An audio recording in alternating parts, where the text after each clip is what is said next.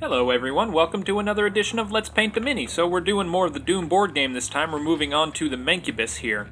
So this is kind of a big guy. He's not too big of a deal. You just kind of have to be a little bit patient with him. The first thing that we're going to do, well, I mean, obviously apart from our base coat, so we did our base coat there of black. We just used pure black, and I'm going to run all the colors at the bottom of the screen so you know what colors we're going to be using. But after you do your first coat of pure black, we're going to use this deep red color. It's just a really dark red color. Really don't need very much at all. Got out more than I needed even there. And we're actually just going to be painting basically the entirety of the mouth. Because I don't just want to leave the mouth black. I kind of want to give it a little bit of a red color as a base color.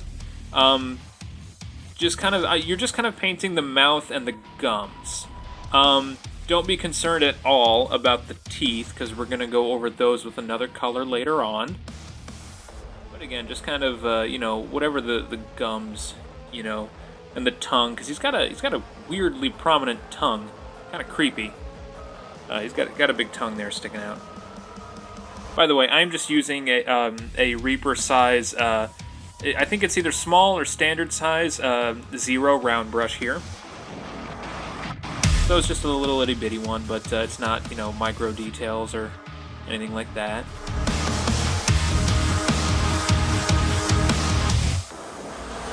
Okay, and that's all that we're going to be doing with the mouth. Again, I did kind of paint over the teeth a little bit there too, but that's okay, because again, we're going to go over that with another color later on. Okay, so after you get that part out of the way, we're going to move right on to the skin tone. Now, we're actually going to be doing a similar thing here, what we were doing with the skin tone of the possessed soldier. So we're actually going to start off with this blood red color. Paint out there, okay. All right, and I am moving on to a Reaper medium 1 scale brush here. So I'm going to be using this bad boy. Alright, and then basically all of the skin parts. He's just a big blobby monster. So just look for all of the muscle or the fat, and you're just going to be going over all of those. You might do it in a couple of coats as well, because the blood red might have a hard time showing up underneath the black, or over the black, but that's okay. This is a brand new brush that I just bought, actually, so the point is really, really pointy. It's not quite as worn in as I would like, but that's okay. Do try not to go over the actual metal bits, the metallic components of the cybernetic pieces here, because you want those to be black, and we're going to go over those with a honed steel color, and it's best to have the base coat of it be black when you're going over it with the steel color.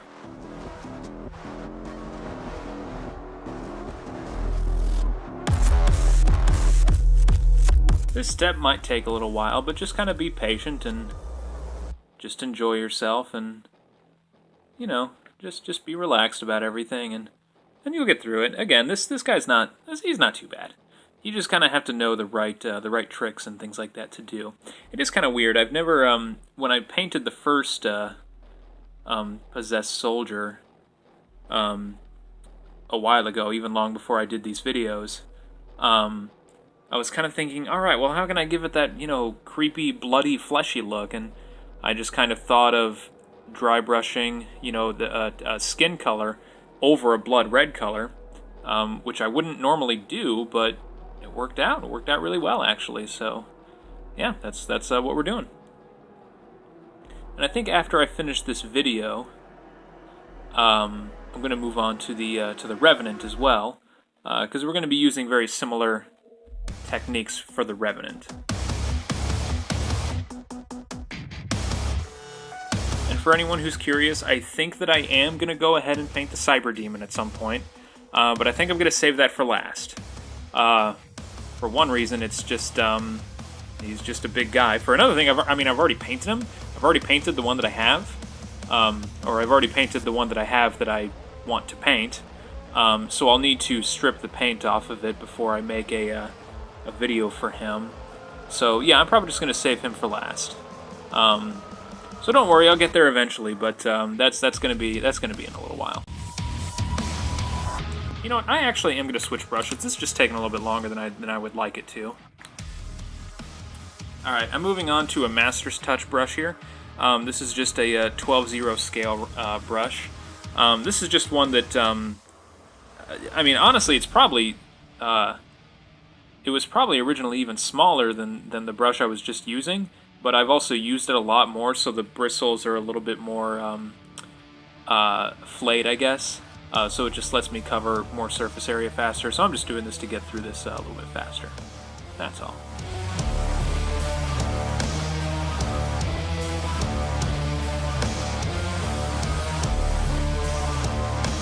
So, it has been a little while since I posted the last video.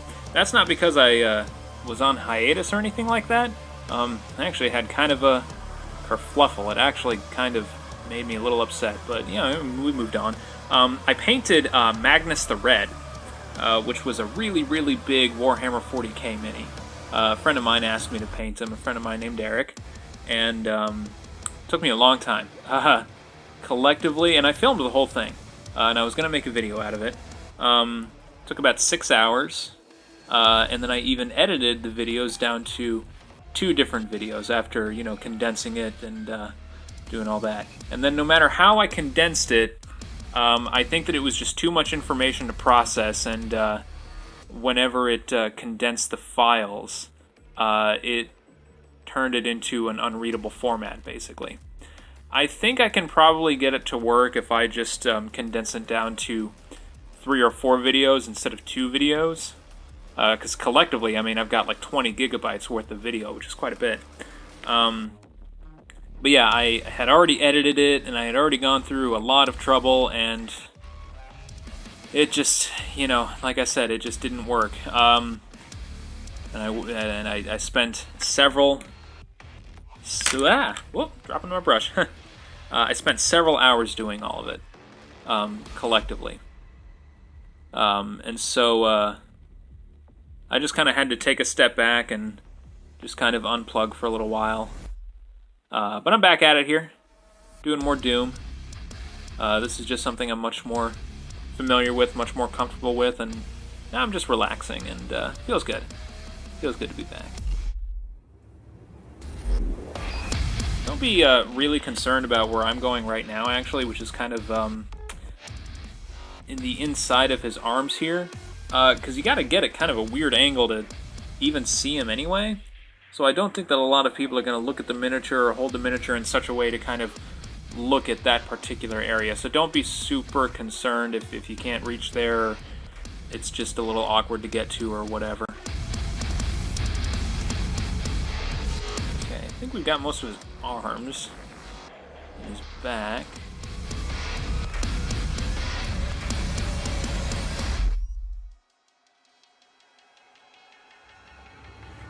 There we go. Yeah, I think we've got his arms and his back there pretty much down, so we'll just move on. We're going to do the stomach. Now, he's got a great big old belly. Mancubus is fat. And even then, I feel like this particular sculpt, I feel like they trimmed a few pounds off of him. Not a bad thing or anything like that. It's just kind of a thing I observed. You know, if you look at the original sort of high-res model of the... or high-res in-game model of the Mancubus, the belly is just much more prominently like flabby and hanging over all of the rest of his body there, and I think they didn't do that so much with this sculpt. I mean, it's mostly the same thing, but it's just a little different.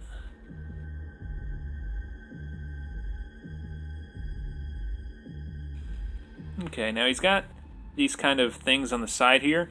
You might think that they're part of the cybernetic components, but I think they're actually just kind of like chitin, I guess. I think that they're just, you know, part of his skin tone there. So we're going to go over that as well.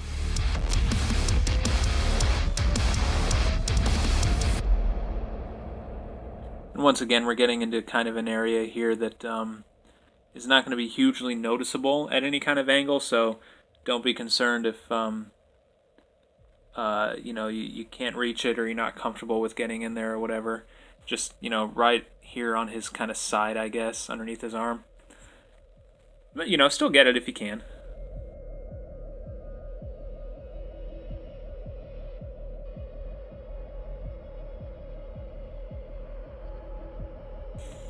Once again, he's got these kind of like chitinous rib things on this other side here, so just make sure you go over those as well. Again, if you see, like, you might interpret them as metal. I mean, honestly, it's up to you. It's 100% up to you. It's whatever you want to do. I kind of interpret it as like a chitinous kind of ribby sort of thing. So I'm going to go over it with my skin color. But if you want it to be steel colored, that's totally fine. Just leave it black, and then you'll go over it with the honed steel, which is what we're going to be doing later. Like I said, it's up to you. Just whatever you want to do. Okay, and like I said earlier too, you might do a couple of layers of this red, just because it might just a little bit brighter, stands out a little bit more. There you go. He's got these kind of little studs, metal studs, on his stomach here. If you can go around them, but if you keep accidentally nicking the sides or anything like that, don't worry about it. You just go over it with just a dot of steel color later on. Don't worry about it. No big deal. I think actually we're almost done with this part. Oh, let's do his face. Oh, and we still need to do his feet as well.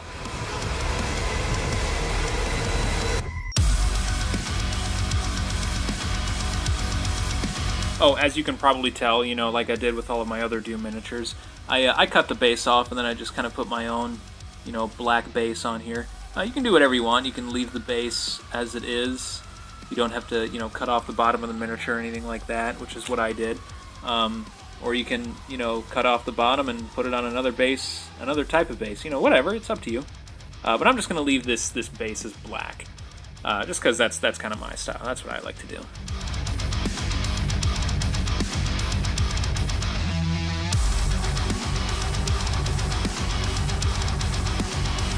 This belly real quick. I was waiting for it to dry a little bit before I went over it with a second layer.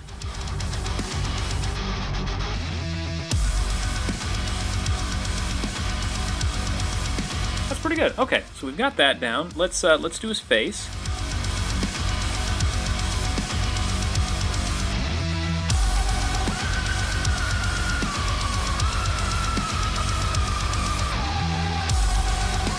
The thing in the center there is supposed to be his eye. Leave that black for now. Just go ahead and go around it, obviously. We're going to play around with that. Probably towards the end, actually. It's probably going to be one of the last things we do.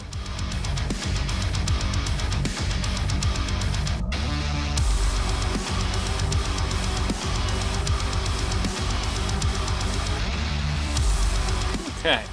And I think that's it. So we've gotten the kind of base part of the Mancubus down. So I'm going to wash off my brush. Alright, and then after we get that base coat of blood red there, he looks just nice and gory, just nice and bloody, like just bloody muscle tissue. Looks nice, I like it. Okay, so we're gonna go on to a tanned skin color here. Alright, just going to get this onto my plastic surface here. And by the way, I do always tell people that whenever you're putting your paints on a surface like this, do it on a plastic surface instead of a paper surface, like a paper towel or a sheet of paper or cardboard or paperboard even or something like that. Just because that type of surface tends to absorb your paint and it dries a lot more quickly, and that's something that we don't want. And if you just have a plastic surface like this, it doesn't dry as quickly. Okay, so we're moving on to a small-sized Citadel dry brush. These dry brushes have really thick, really soft bristles that are good for absorbing paint, but then kind of letting the paint dry onto the bristles and then letting you go over it. So you're just going to get a little bit of, you're going to load up the bristles nice and full, but then you're actually going to wipe off most of the paint onto your surface here. It's kind of hard to tell just because the color is pretty similar to the color of the bristles themselves. But you can see there that there's a lot of paint onto the bristles, but still, but it's mostly dry. And then you're just going to dry brush the tanned skin color over all of the blood red that you just did. And we're going to go from there.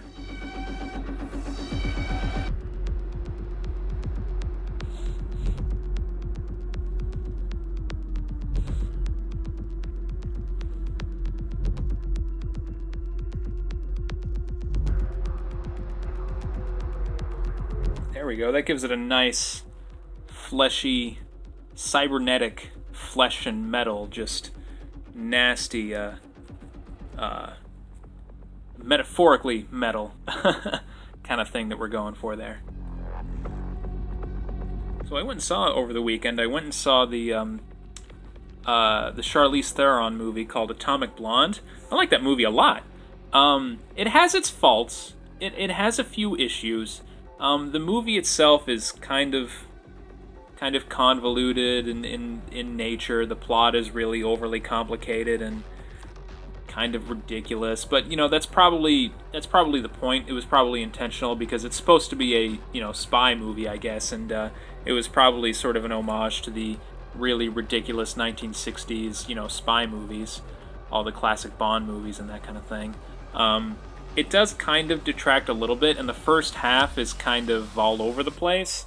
But then about halfway through, they streamline everything a little bit more, and then they focus on the action sequences a lot more, and it's pretty entertaining. And the way that it ends is very, very satisfying. It's from the same guy who directed John Wick, or one of the co-directors of John Wick, David Leitch, I think is the guy's name. He directed Atomic Blonde. If you like cool martial arts movies, if you like to see cool action movies, spy movies, go see it because it's pretty awesome. I liked it a lot. Also saw, a couple of weeks ago now, actually, a really, really tiny independent movie. It's not in any mainstream theaters. I don't know if it's going to get any sort of wide commercial release, but it was called The Little Hours, and it was a weird Aubrey Plaza independent film where Aubrey Plaza's a nun, but I don't even know how to describe it. It's ridiculous. It's a comedy. It's a comedy movie, and it is funny. But everything just goes horribly wrong. And witches get involved, kind of. I mean, you don't know for sure. I don't want to spoil anything, but it's a good movie. It was fun. I didn't love it, but it was a good movie. Those are pretty much the only movies that I saw really recently.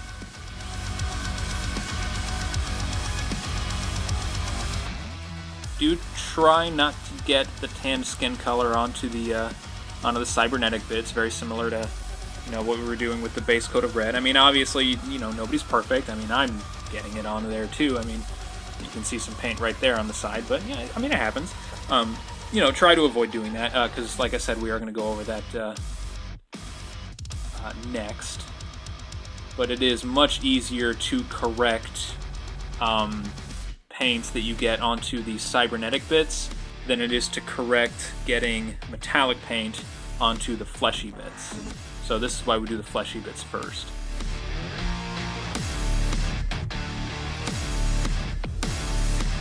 Yeah, the reason why you want to dry brush the tan skin over this blood red color is because you want the inner creases and the crevices, especially underneath the armor like that. You want that to still be really red, because it just shows that it's closer to the blood, and it's just gives it a really, really nasty cybernetic flesh and metal look. Yeah, I like that. That looks super cool. I mean, look at that. That's cool. All right.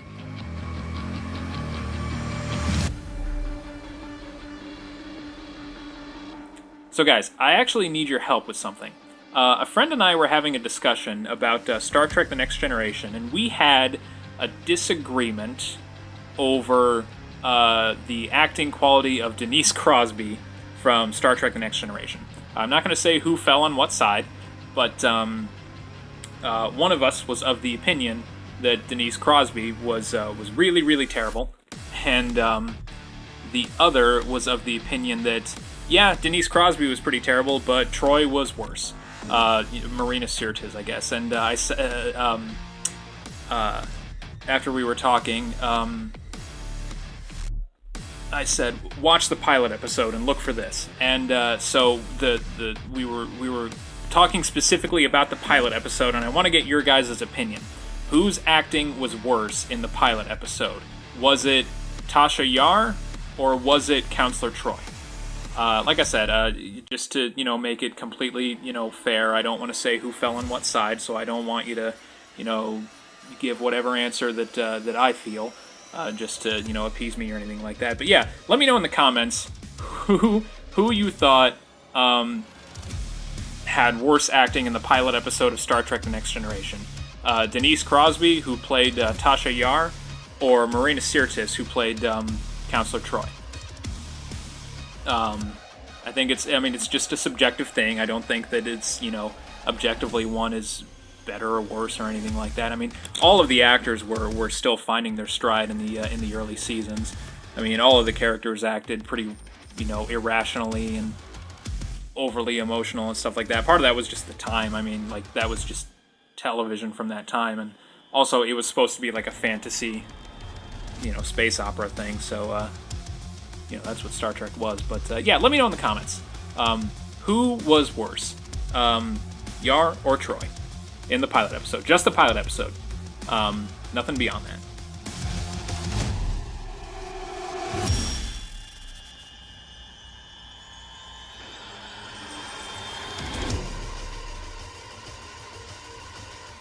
There we go, that's looking good. Yeah, that looks gross. Which is the point, I guess. It is kind of hard to get your fleshy color in between his toes there, so don't be worried. Don't be too worried if you get a little bit of paint onto the armor bits, covering his knees and his calves there. Oh well. Like I was saying earlier, nobody's perfect, but just do your best. That's fine.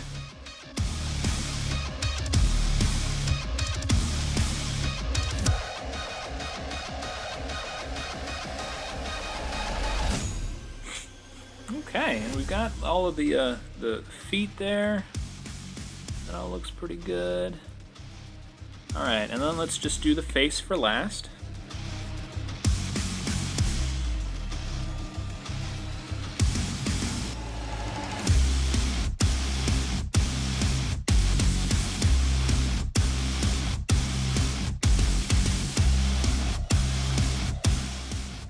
Don't be concerned about going over the teeth with this flesh color either, because I've said it several times, I guess now. Sorry to be repeating myself so much, but we're gonna go over that, go over those with another color later. Okay. All right, and that's it for all of the fleshy bits of the Mancubus there. Alright, and I think the next thing that we're going to do is we're going to start to go over all of the actual, metallic cybernetic pieces. So we're going to go to our honed steel color. Get some paint out here.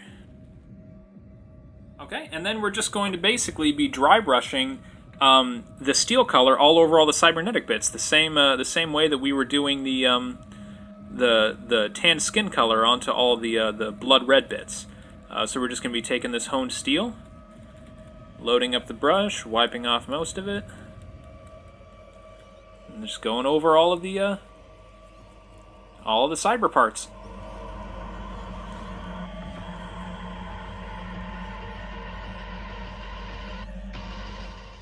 Man, this is just what I love about dry brushing, is that it's so easy. I mean, anybody can do it. All you need is the right brush and just regular old paints. And you can just crank out some beautiful things. I mean, look at this. This is just so easy, and anybody can do it, and it's so easy to learn, and it just looks so good. Like, the payoff is just so worth it. You don't need to take a little tiny micro detail and paint over every single line or anything like that.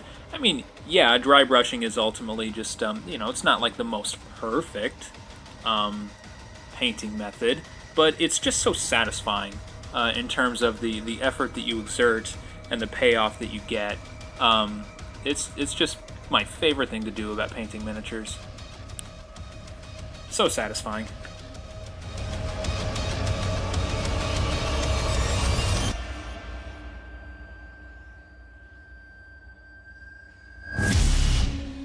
So another thing that I've been doing a lot of lately, I mean, this is kind of a late topic of discussion, I guess, was, because it's been out for a long time now, probably about as long as Doom has been out.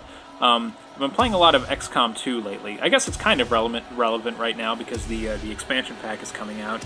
Probably going to hold off on that, but yeah, I've been playing a lot of XCOM 2 lately. Pretty good. I can understand how some people say that it feels less like a sequel to the first game and more like it's just a glorified expansion pack. It doesn't do a whole lot that's new, and I do think that is a valid criticism. But also, you know, if it ain't broke, don't fix it. You know, so I think that's kind of the mentality that they were going for. So they were just kind of fine-tuning a lot of qualities. The in-between game, like World Hub, base management kind of thing, improved a lot, but the interface and the tutorial that they present for it is not very helpful and not very clear. You know, I was talking to a friend of mine even too, his name is James, who said that he didn't even understand how he actually got his supplies on a monthly basis until the third or fourth month, so he ended up restarting his first playthrough of the game. And I was also as confused about that. You know, it mentioned something about supply drops or something like that, but yeah, they didn't make it very clear. But whatever, you know, as we move on, you know, you get it. So that was a better quality of the game, even if, like I said, it was hard to really understand or make clear. The classes feel a lot better. I like that they kind of melded the idea of the tech person, the tech nerd, with the basic combat support class. The Specialist is actually one of my favorite classes. I do really like the Ranger a lot too, just because, you know, I'm somebody who plays Doom, right? So I like the run and gun type folks, and that's what the Ranger is. I like to be able to just run right up to an enemy and chop his face off. That's nice and satisfying. And that's what the Ranger is, and the Ranger is really satisfying. The Grenadier is also really satisfying. You know, the only thing that I really don't think that I like very much about the game is the Sniper class, or the Sharpshooter class. I might be in a minority of people for saying, that. But yeah, I don't know. It's just, it doesn't seem like their abilities are that worth it compared to most of the other classes. The first game that I played, you know, I leveled up one of my sharpshooters all the way up to the top level, and you know, honestly, I just kind of got more use out of my other squad mates. So I'm playing the game again now, and you know, kind of applying what I learned to a new game here. And I'm not even bothering with the sharpshooters. I'm just focusing entirely on Rangers, Grenadiers, and Specialists. I did get the special edition of the game because it was on sale on the PlayStation Store a while back. I got the special edition, and it came with the Spark troops, the robot troops, basically, and they're okay. They got kind of nerfed from Enemy Within. I really liked the mech troopers and Enemy Within a lot, and the Spark troops in XCOM 2 are not quite as satisfying to me, but you know, that's a personal opinion thing. I feel like they might have gotten nerfed a little bit. But otherwise, they mixed up the gameplay much better. One of my biggest complaints about the first game was all of the missions were basically just kill everyone. Yeah, just show up, kill all the aliens. And with this one, with XCOM 2, they did a much better job at giving each mission unique objectives and kind of changing up the gameplay a fair amount. So that's something that I admire quite a bit that they did. Anyway, I've talked enough about XCOM 2.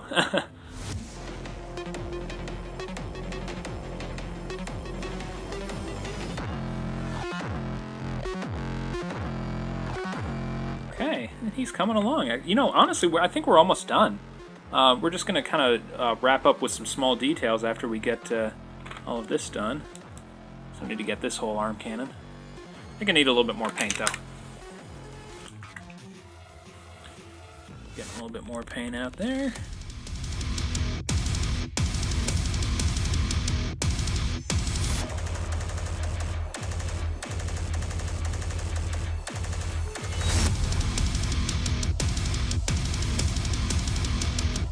Alright, almost done here.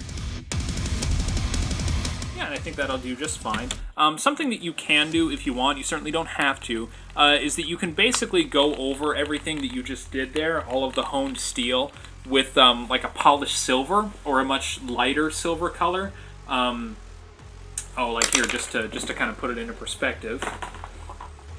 So this is honed steel. This is the color that we were just using, and then this is polished silver. So it's the same, you know, it's the same like kind of thing. It's just a little bit of a lighter shade. You can go over all of the metal bits with that if you want to just to kind of lighten up the whole thing. But honestly, we're almost done. Yeah, crazy, right?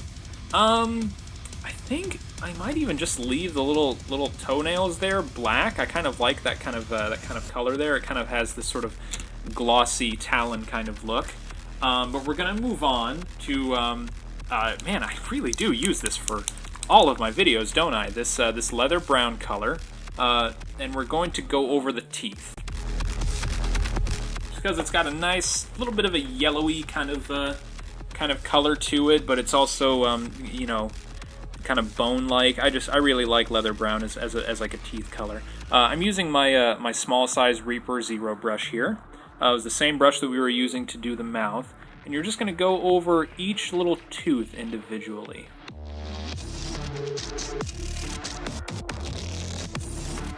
If you're not super confident with your hand or anything like that, you can use a micro detail brush or a brush that's even smaller than this, but honestly, I really don't think you need it. I think that this type of brush here will get the job done for you just fine.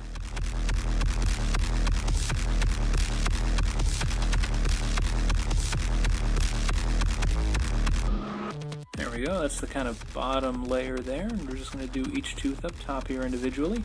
Make sure that you do each tooth individually. Don't just go across the whole row of teeth like this. Do each little tiny tooth individually, and if you leave a little bit of a black line in between each tooth, then that'll really separate each one, and it'll just make it look a lot crisper, a lot more detailed. Yeah, there we go. Guy looks mean, doesn't he? Looks like he just wants to take a chomp right out of you. All right. Alright, and the next thing that we're going to do is we're going to move on to the eye. Now, I kind of want the eye to have a little bit of depth to it. So we're going to start with this jade green color. It's just a nice, regular old green color.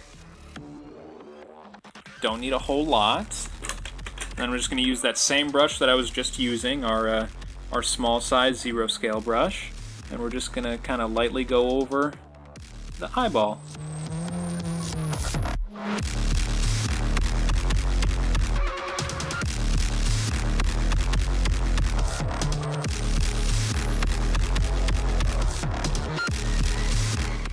Okay, there we go. All right, and then after you get that jade green color down, we're going to move on to a little bit of a lighter shade. This is just pale green.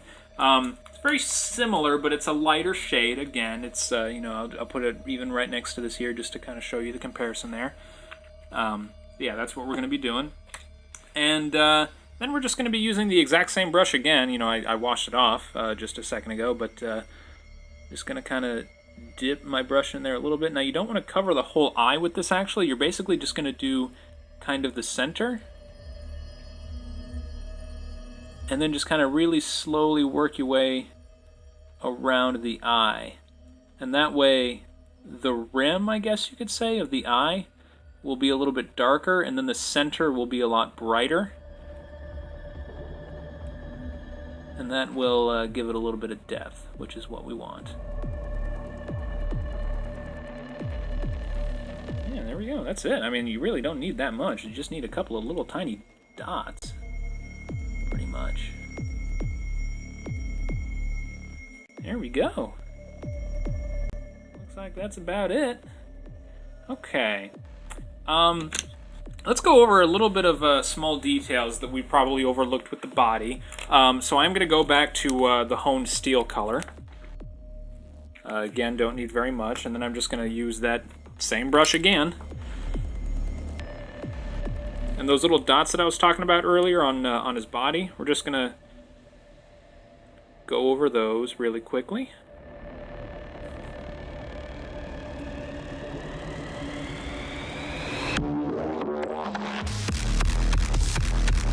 If you want to, you can also just kind of touch up the corners of some of the little metal pieces that you might have gotten a little bit of the tan skin color onto, just to kind of separate it like that. There you go.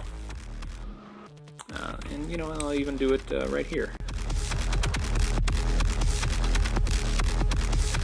Okay. Oh, well, you know, I think I got a little bit off of the dot that I was trying to paint there a little bit. That's okay. Oh well. And then just paint this little dot right there. It's almost like little. It's almost like a set of ovaries or something right there. Almost like a female reproductive system. Maybe the Mancubuses or the Mancubi are all ladies. I don't know. I don't know. I didn't write the lore for Doom. Oh, sorry. I was out of frame there. Okay, I just kind of touched up this little point right there. Kind of we're going to go over the corner of his knee here as well. There we go. Okay, and then around the feet here, I definitely got some tanned skin onto the cybernetic bits here, so I'm just going to kind of do a little bit of a silver line over those just to kind of cover that up a little bit. That looks pretty good. There we go. Oh man, I think I totally neglected this side over here. Let's go back to our dry brush for a second. Man, that's a reason why you generally want to give your minis a once over before you decide you're done with it. You know, while you've still got your paint out, because sometimes you'll miss areas just without really realizing it. Because this whole thing here is still pretty much completely black. There we go. That looks pretty good. Okay, cool. Alright, and the last thing that we're going to do is that he's got kind of a weird, actually sort of almost like a symbol on the center of his chest there. And we're just gonna emulate that really quickly. A good way to do that is to just go back to your blood red color here.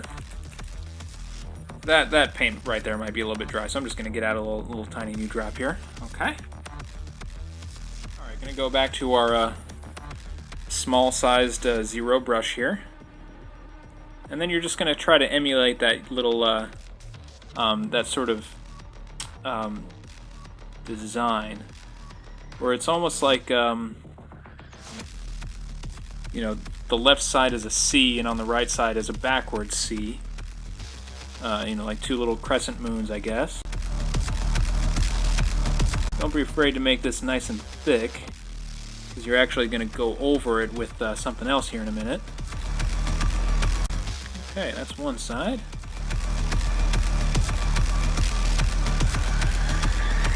And that's the other side, and then it's got these little tiny lines that come out into the center here.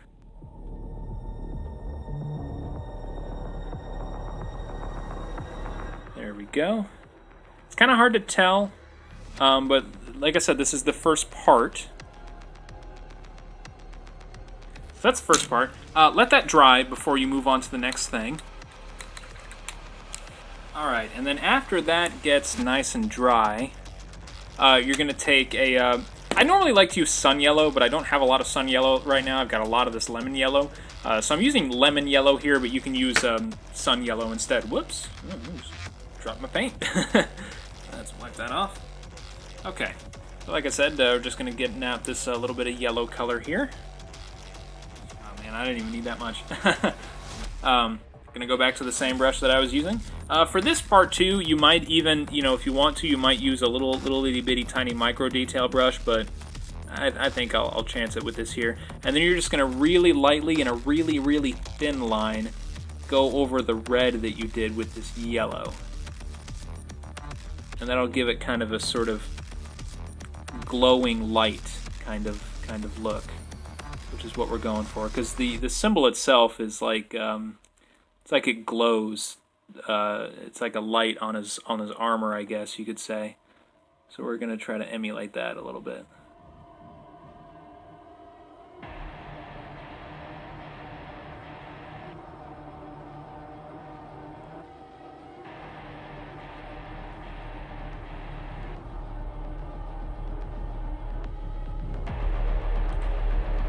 There we go, that looks pretty cool.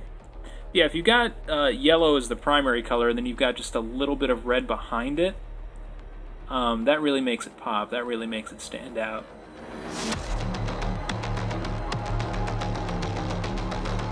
There we go, yeah, it looks pretty cool. Alright, yeah, I like that. Okay, and then the last thing that we're going to do is just using the same color, we're just going to kind of go over all of the guns of the cannon here. Or all of the barrels, just to kind of make it, show that there's something coming out of there. We'll use this yellow color because it is nice and bright. You do kind of want to use a little bit. You can use red if you want, but the red's going to be hard to see because the barrels are so much. They're so deep into the miniature that it's going to be hard to notice it. But if you've got a nice bright color, that'll make it stand out a little bit more.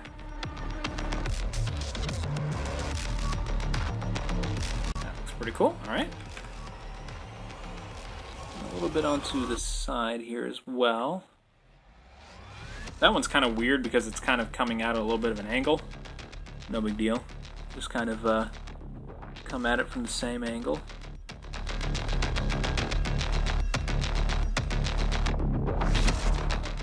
There we go, alright. That's pretty much it, actually. The last thing that I'm going to do is the thing that I do for all of my miniatures.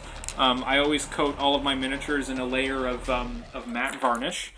I've just got a random brand here of acrylic resin matte varnish.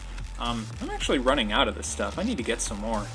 But anyway, just doing this and just gonna kind of get some on my surface here, and then I'm just gonna use a really big nasty flayed brush that's not detailed or anything like that. It's just a really big brush. That'll just kind of help to spread it out a little bit faster. Doing this is nice because it, for one thing, it gives a layer of protection to the mini. Kind of helps to protect the paint from chipping off and fading off and that kind of thing. But also, it just kind of helps to bring out the colors a little bit more. It kind of helps to sort of darken the darker colors, and it helps to brighten the brighter colors and all that, and it just creates a much nicer contrast. Yeah, so just gonna kind of go over the whole thing like this.